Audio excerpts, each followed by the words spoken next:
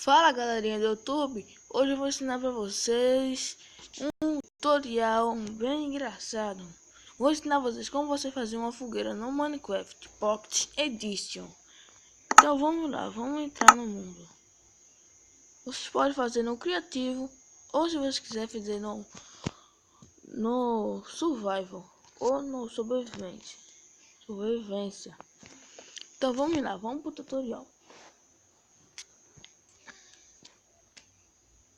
Deixa eu carregar. Bom galera, carregou. Então vamos lá, vamos pro tutorial.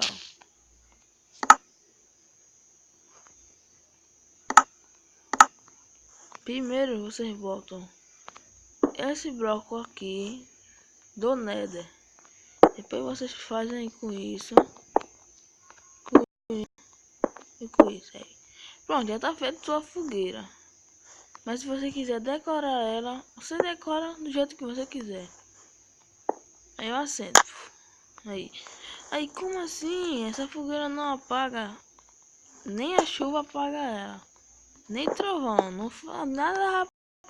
Vai ficar acesa só se você chegar aqui e quiser e se apagar. Se você quiser apagar, é só chegar aqui. Cadê?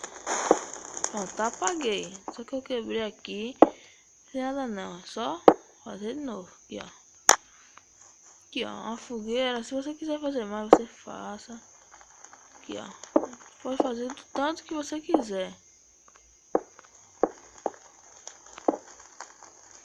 Então, aqui. É muito top eu fazer uma dessa na minha casa. Eu aprendi. Não aprendi em canal de nenhum. Eu ia copiar o do canal do Beto, mas não copiei não. Não.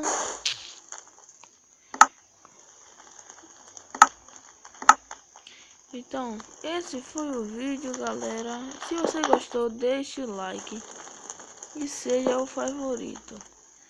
Se inscreva no canal se você não é inscrito. Um beijo, um abraço e fui!